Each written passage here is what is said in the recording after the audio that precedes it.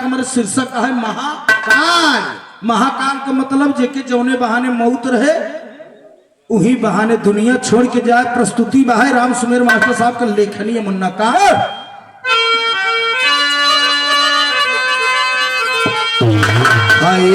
मोरे रामा मोरे राम सवरिया रे ए भोले जोगिया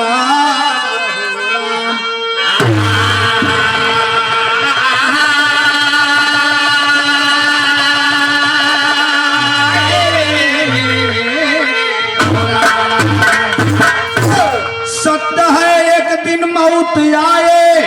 मानो चाहे कितना जतन लगाए जाए काल के मुंह में कितना कर उपाय।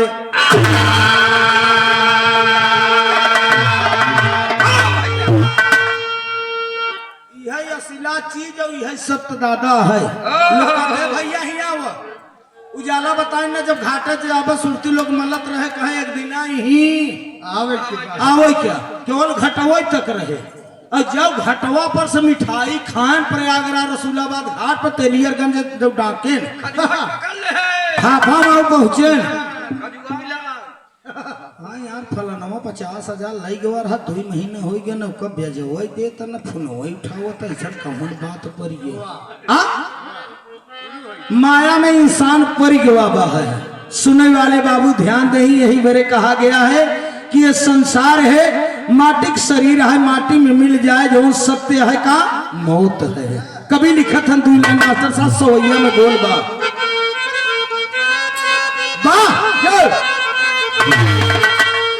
काल के गाल से ना बचा है कोई एक न एक दिन सबको खा जाएगी। काल जाने जवानी बुढ़ापा नहीं एक तरीके सभी को लिया जाएगा। काल का भाल जब तन से टकराएगी सनो शक्ति सभी छीण हो जाएगी। खेल ऐसा तूफानी प्रभु का सुनो मौत एक दिन सबको लिया जाएगी। प्रणाम सकल समाज के नमस्ते प्रणाम। छोटा सा प्रसंग है बाबू गौर करिए का एक लाइन दादा वाली गजल का टुकड़ा लग गई मास्टर।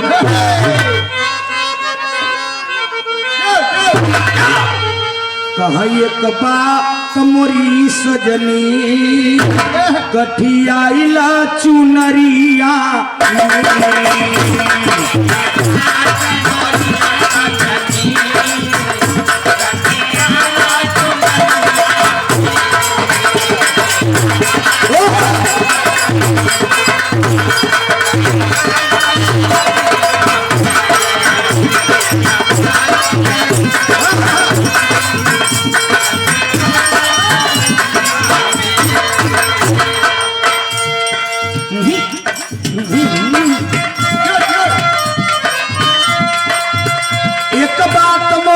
सजनी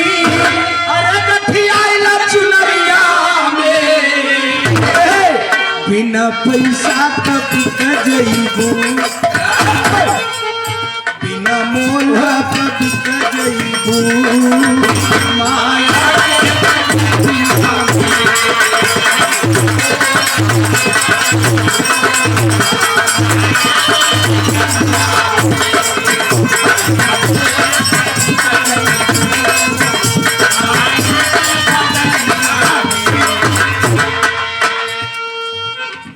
इंसान मर जाता है मास्टर साहब तो ओकर कीमत जानवर मरत हो तो ओकर कीमत रहत ओकर चमड़ा बेचा जात ओकर हड्डी बेचा जात। लेकिन जब मनई मरत तब बाजार लगाबा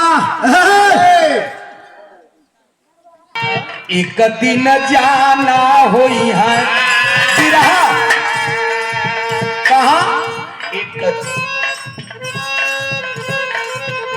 एक दिन जाना हुई है उस काल कोठरिया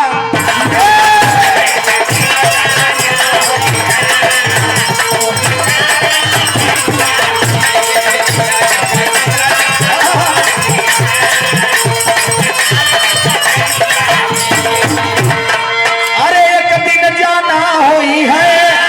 उस काल कोठरिया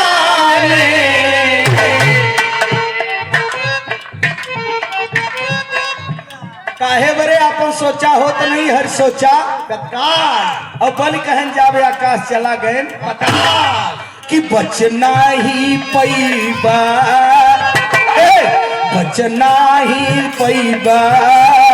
माया के कोठरिया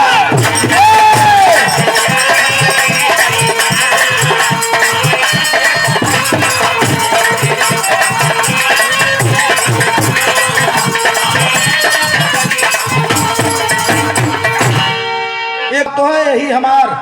चरणों में अरदास बस भैया से नमस्कार बा भैया हो सबको जाना कोई बचेगा नहीं मुन्ना बिरहा में भाव का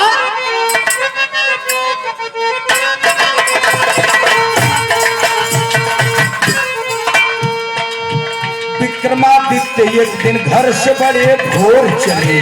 बैठे कोठे ऊपर घने वन की ओर चले जंगल के बीच एक दृश्य नजर आया है लकड़हारे को एक भालू जाके खाया है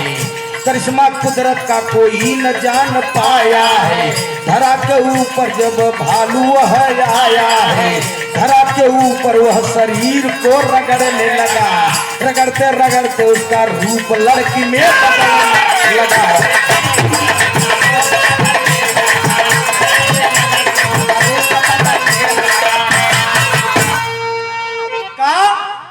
राजा विक्रमादित्य अपने घरे भजन भक्ति भाव करत रहे 4 बजे ब्रह्म बेला का समय रहा आज भी 4 बजे ब्रह्म बेला के समय में हम आप लोग देखत है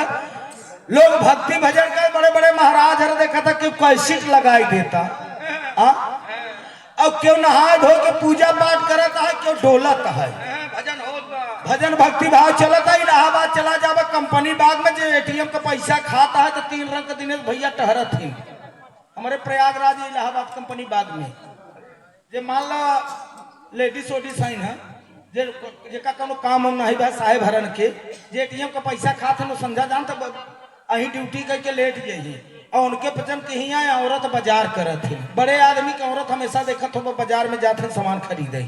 साहब हरे हमारे की ड्यूटी कई का थका वैसा ही है ना साहब हरे लेट गया हैं तो मैडम हरे बाजार करिए अब एक पौआ टमाटर ले के बाद यहाँ किनारे से वहाँ किनारे तक पहले भाव लेते हम हाँ चाहे कई पौआ ले ही टमाटर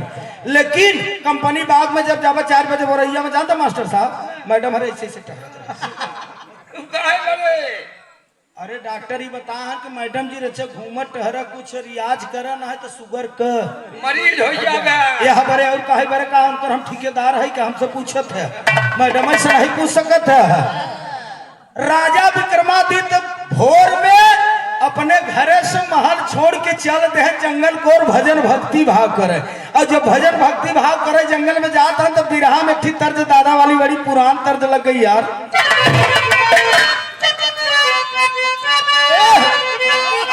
अरे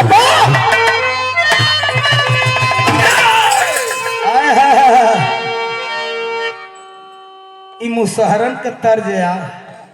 देश आजाद हो गए लेकिन मुसहरा बेचारे आज तक आजाद नहीं थे दादा की स्पेशल तर्ज है पूछे लगे मुसहरन से कबे तो हम कैसे पाएगा कहा महाराज जब गजवा पिए लगे वो करे धुआं स्वर निकला पत्तल बंद हो गया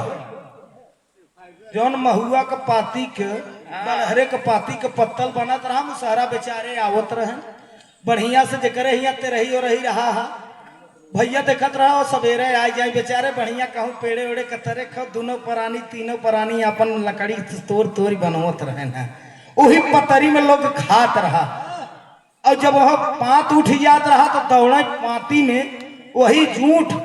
उठाओ बरे तब गांव को मनई डांटत रहे झूठो बेचारे नहीं पान देश आजाद हो के मुसहरा आजाद नहीं पान तब कभी लिखत धन का लिखत